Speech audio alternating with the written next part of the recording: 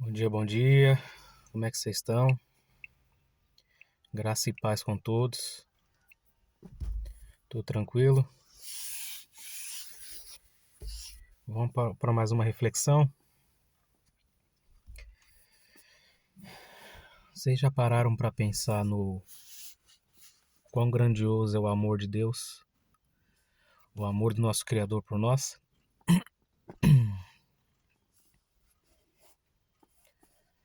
Às vezes você fica refletindo no amor de Cristo ali na cruz que se doou por nós,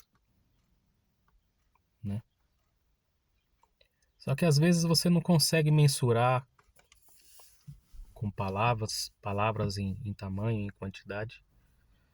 Você não tem essa capacidade para mensurar isso. Aí você tenta entender um pouco do sacrifício que Cristo fez na cruz e do sacrifício do próprio Pai, que deu seu Filho unigênito para que todos que nele crê fosse salvo.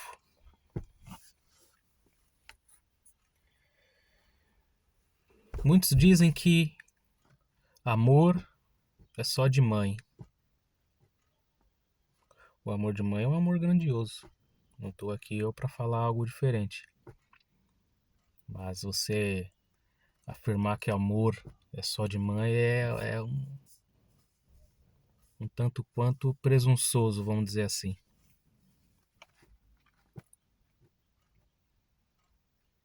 Costuma-se dizer isso porque o filho nasce da mãe, a mãe está sempre com o filho, não é? E também por muitos pais, né? Só no nome, abandonam a família, abandonam os filhos, abandonam a esposa. Isso ficou um pouco que manchado pro lado do pai, né? O lado paternal. E a maioria dos problemas que nós enfrentamos hoje na humanidade é por falta de um pai mesmo. A presença paterna numa família. Mas você como pai e como mãe, você já tentou imaginar você doando o seu bem mais precioso, que é o seu filho, a sua primícia, seu filho, seu primeiro filho e único filho, doar à morte para salvar pessoas que você nem conhece? E muitas das vezes pessoas que te perseguem, pessoas que não acreditam em você. Você já parou a pensar nisso? Você teria essa coragem? Eu, sinceramente, eu vou falar a verdade. Eu, sinceramente, friamente falando, eu não tenho essa coragem.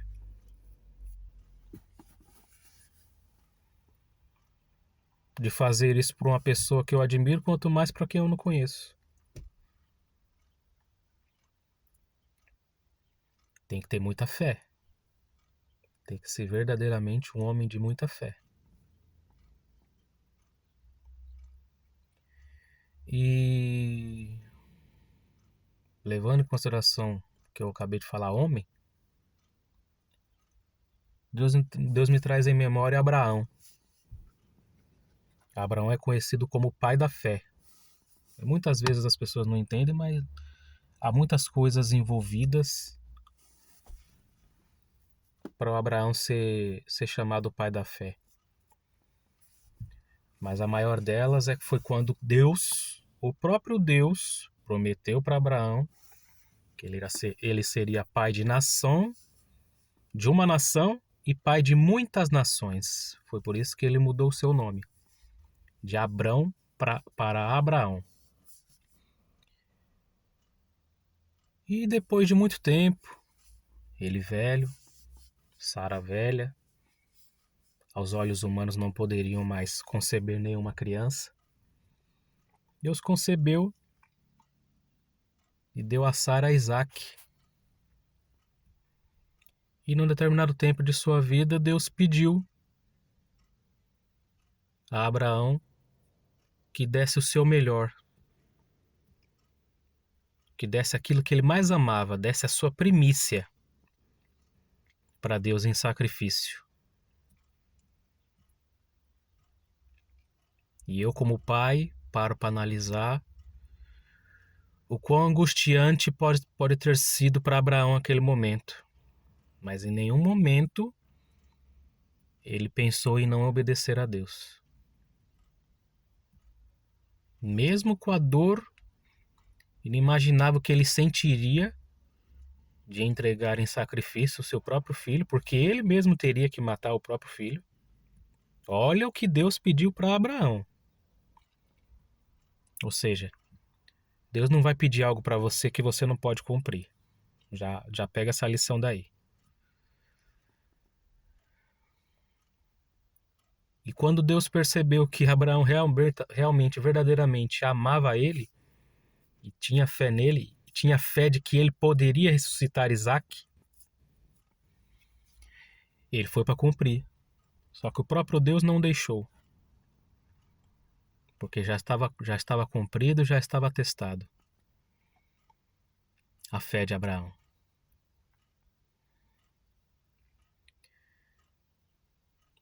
E Deus, quando vai fazer alguma coisa, ele elege protótipos no meio dos homens e anuncia antes aos seus profetas. Ele não faz nada que já não tenha sido anunciado aos profetas. Ele anunciou ao mundo desde a criação que o seu filho viria à terra.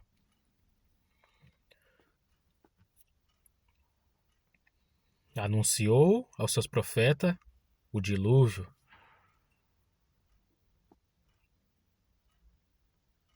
E muitas outras coisas. Anunciou o Apocalipse para João, né? Que na realidade tudo que está em Apocalipse já está no Antigo Testamento e no próprio Novo.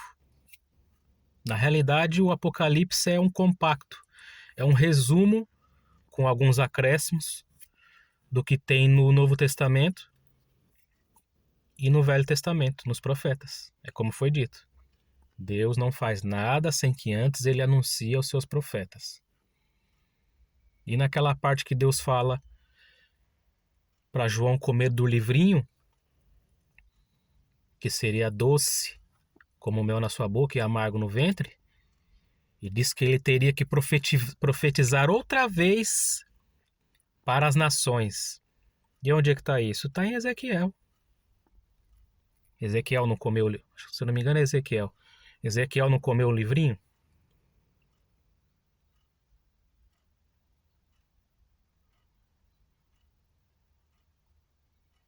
Quando fala que viu uma besta subir do mar com boca de leão, pés de urso e como se fosse um leopardo. Onde é que está escrito isso? Daniel. Daniel está escrito. Ou seja, tudo que se acontece debaixo da terra já aconteceu no passado. É uma coisa cíclica. A palavra de Deus é cíclica.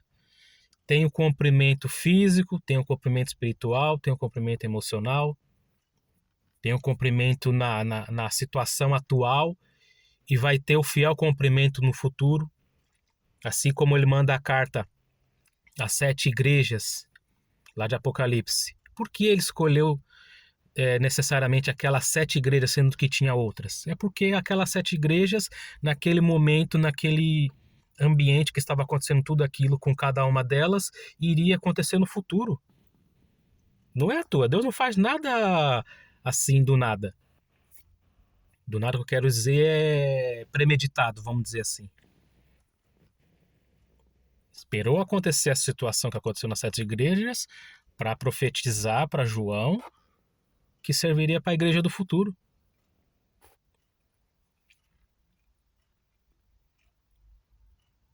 Quando Deus fala daquela meretriz,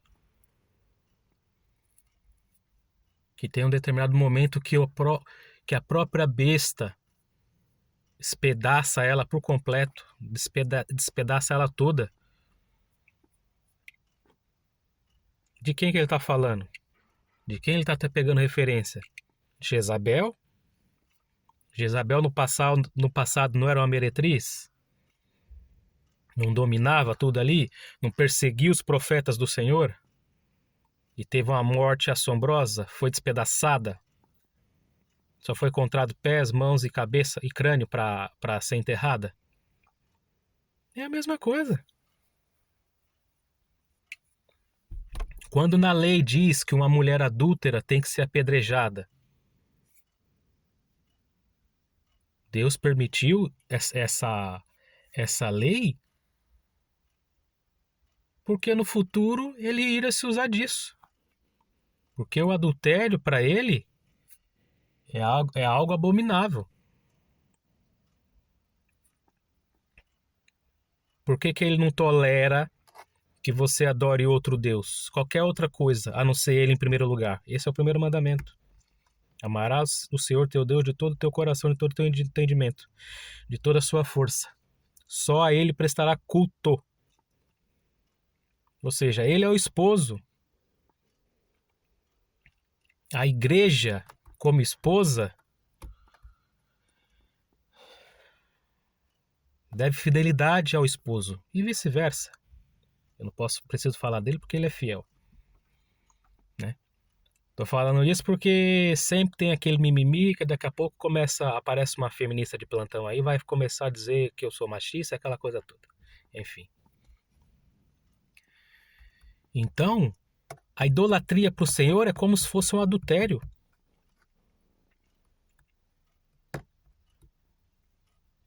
É como se fosse um adultério. Então, quando Deus permitiu lá na lei que isso acontecesse, ele estava profetizando o futuro. Esse mundo está totalmente adulterado, idólatra.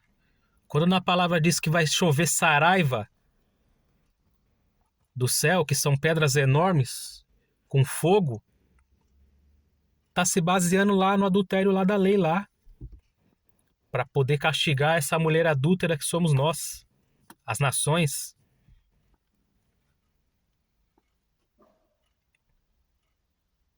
Só que as pessoas só enxergam o Deus do amor. E eu não estou aqui para falar o contrário, ele é amor. Só que também ele é fogo consumidor. E quando ele é tardio e se irá, mas não quer dizer que ele não vai se irar. Quando chegar no dia da sua ira, ele vai cumprir aquilo que está nos profetas. Aquilo que foi anunciado aos profetas. E não tem como fugir. Por isso que nós temos que nos arrepender todos os dias, pedir perdão ao Senhor, clamar a Ele por misericórdia e ter metanoia, ter mudança de direção, ter mudança de vida. Porque não adianta falar, pedir perdão e não mudar, continuar do mesmo jeito, não se achegar ao Senhor, não buscar ter um relacionamento com Ele. Ah, Fernando, mas a palavra diz que todo aquele que nele crê e for batizado será salvo. Verdade. Só que você tem que entender que há 3 etapas aí, tá? Há 3 escalões.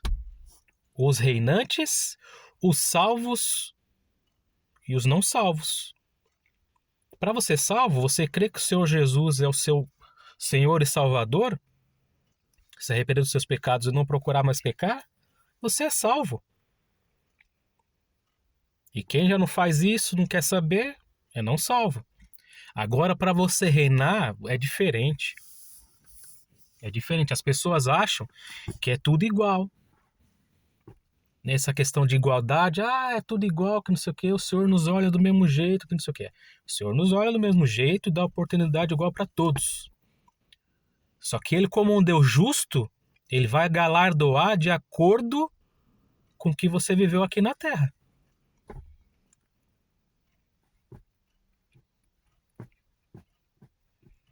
Agora você quer viver de qualquer maneira e achar que vai ter galardão?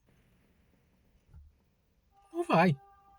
Você pode até ter salvação, né?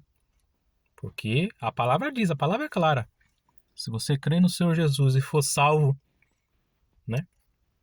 E viver uma vida de quem é salvo, você é salvo. Agora, se você quer ter galardão, exige outras coisas. O Senhor veio pregar o evangelho do reino.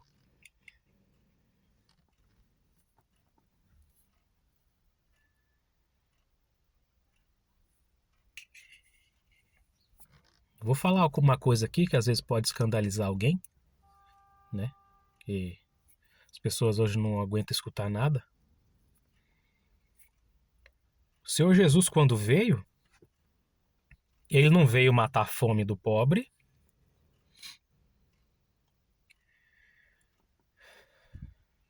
Não veio fazer milagre nenhum.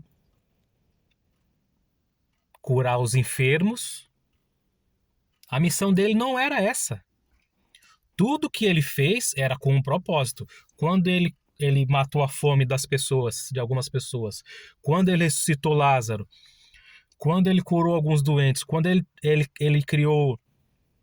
curou cegos, curou aleijados,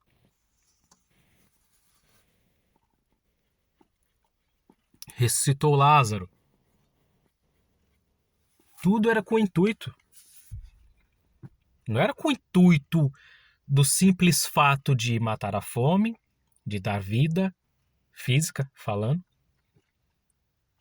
e de libertar da cegueira. Não era com esse objetivo. Até porque ele mesmo disse, quando chamou um discípulo, falou, olha, não, deixa eu ir ali, o discípulo dizendo, deixa eu ir ali enterrar meu pai, ou quem é que seja. O que ele disse? Deixe que os mortos enterrem os seus mortos. O que ele quis dizer com isso? Ou seja, aquele morto você já não pode fazer mais nada por ele. Ponto. E é fato. Por mais que nós fazemos um certo ritual para enterrar os nossos mortos e isso e aquilo, mas não se pode fazer mais nada, não é?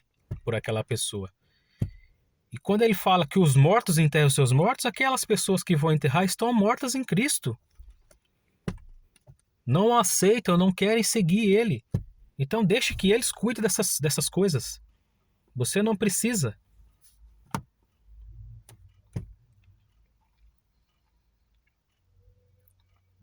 Quando eu digo não precisa, quer dizer o quê? É que muitas das vezes a gente fica pegado nas coisas desse mundo, nas preocupações da vida, e nos esquecemos do que realmente é importante. Assim aconteceu com Marta. Quando o Senhor Jesus foi visitá-los na casa deles lá, Maria ficou aos pés do Senhor Jesus e Marta na correria atarefada. E achou ruim porque Marta não estava ajudando. Marta ou Maria, não recordo bem de quem for a ordem. Mas enfim, vocês vão entender o que eu estou falando. E ela se queixou com o Senhor Jesus. Senhor Jesus, eu estou aqui atarefada. Pede para Marta me ajudar. Maria me ajudar. E o Senhor Jesus falou, você está atarefada com essas coisas e Maria pegou da melhor porção. O noivo está aqui, você tem que estar junto com o noivo. Não se preocupe com as outras coisas. A mesma coisa foi quando os fariseus falaram com o Senhor Jesus, perguntaram para ele por que os discípulos de Jesus não jejuavam como os de João Batista. Não lavavam as mãos para comer. O noivo está ali. Se o noivo está ali, não há necessidade do jejum. O noivo estava ali com eles. Para que você jejua? Para mortificar a tua carne e o seu espírito ficar mais aguçado, você ter uma sensibilidade maior, vai ter um relacionamento maior com o Senhor. Mas aí o Senhor estava ali com eles já tinham um relacionamento com ele. Você entende o que eu estou querendo dizer? E as pessoas hoje ficam tão fixadas e presas em religiosidades que não vai levar a lugar algum, preceitos de homens, preceitos humanos, que não traz benefício algum, só afastam as pessoas do Senhor por causa da religiosidade. Ah, Fernando, você tá falando então que não tem que ter religião, que não sei o quê. O Senhor Jesus não deixou nenhuma religião. A religião que ele deixou é cuidar dos órfãos e das viúvas. Foi essa religião que ele deixou. Ah, Fernando, você está dizendo que não é importante congregar? É importante congregar, sim. Claro que é. Você se reunir como igreja? Claro que é importante. Quando você encontra um local que as suas ideias batem ali, a palavra do Senhor é pregada, é lógico que você tem que se reunir como igreja. Só que as pessoas estão falando, não, essa placa aqui é que salva, a placa dali é que salva. Meu amigo, deixa eu te contar um segredo, eu não sei se você sabe. Jesus não é evangélico não, tá?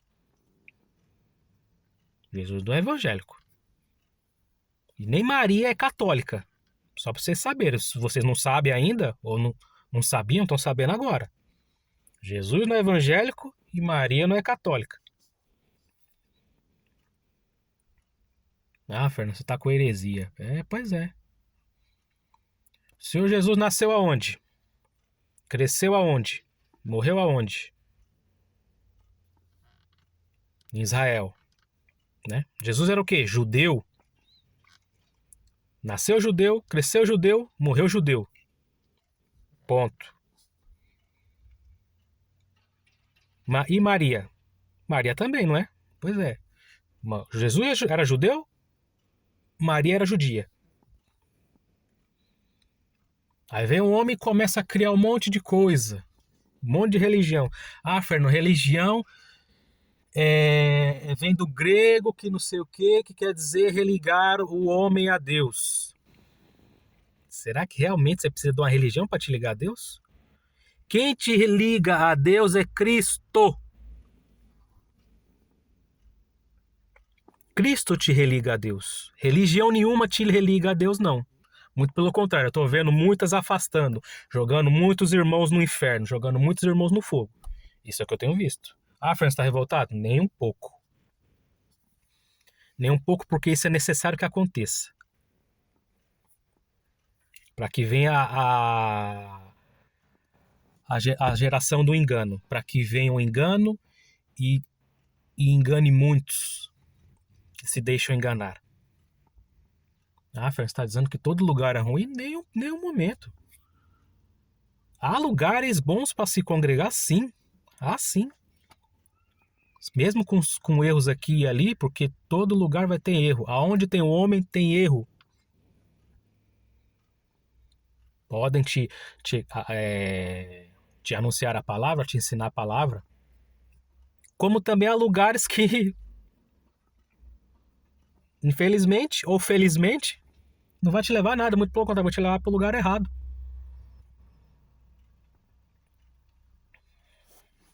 É o que eu estou dizendo. É a religião. Ah, não. Mas lá é pregado o amor assim, assado. Lá faz assim, assado. Meu amigo, se é onde você está, o que é pregado não mostra teu erro, não te leva ao arrependimento e não te leva a Cristo, cai fora. Corre. Se você quer ser salvo. Se você quer ser salvo e posteriormente, pelo que você fizer, você que quiser reinar, corre desse lugar. Ah, não, toda religião tem o mesmo Deus. O diabo também tem o mesmo Deus. Foi criado pelo mesmo Deus. Ele crê mais no Deus Altíssimo do que você e eu junto. Ele crê. Porque ele sabe. E todas as ocasiões que Deus fez as coisas que tinha que ser feito, o diabo estava lá no meio. E o diabo estava vendo. Tudo que Deus falava que ia fazer, fazia e foi feito. E o diabo estava lá e viu. E ele crê. Ele sabe do poder do Pai. Ou seja, isso não quer dizer nada. Isso não quer dizer nada. Você está entendendo o que eu estou querendo dizer?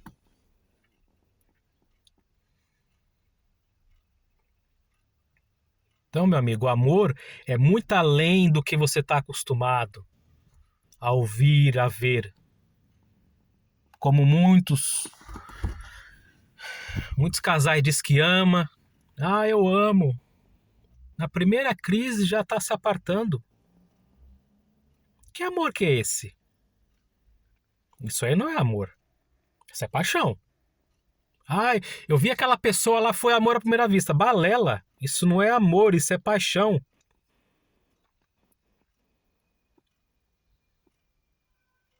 Amor é quando você não precisa de nada daquela pessoa, nada daquela pessoa vai te beneficiar. E mesmo assim você escolhe amar aquela pessoa. Isso é amor.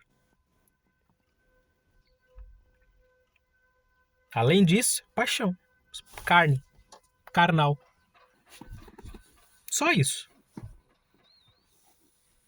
É importante? Claro que é. Um casal é importante. Deus deixou isso. É lícito. Dentro do casamento. É lícito. Não, o que é visto hoje? Casais se unindo como uma só carne no namoro, no noivado, estando casado com uma pessoa se unindo com outra. Você tem noção do que quer dizer essa palavra? Deixará teu pai e tua mãe e se unirá com a tua mulher e juntos se tornarão uma só carne. Ou seja, quando você se junta com uma outra carne, você está se fazendo um com ela. Se você se junta com um traficante, moça, você está se fazendo um com ele. Moço, quando você se junta com uma prostituta, você está se fazendo um com ela. Tem noção disso? Você, quando se junta com uma mulher casada ou um homem casado, você está se fazendo um com aquele casal. Ou seja, está entrando alguém ali que não é para estar no meio. Ah, Fernando, você está falando um monte de besteira. Pois é.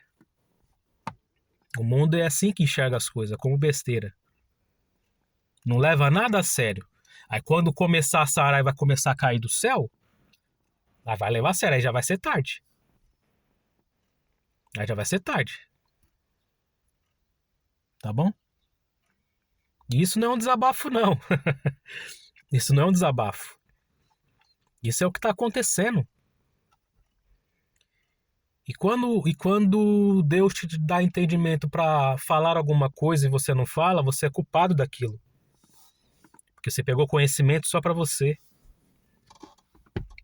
Não transbordou, não passou para alguém. Às vezes uma coisa mínima que você fala, você pode salvar uma vida. E às vezes aquilo que você poderia falar e você não fala, você deixou de salvar uma vida. Materialmente e espiritualmente falando. Tá bom?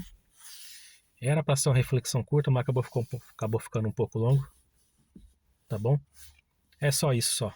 Outro dia eu apareço por aí para conversar com vocês. Fiquem todos com Deus, com a paz, a graça do nosso Senhor Jesus Cristo. E vamos nos arrepender, que é chegado o reino. Tá bom? Deus abençoe a todos.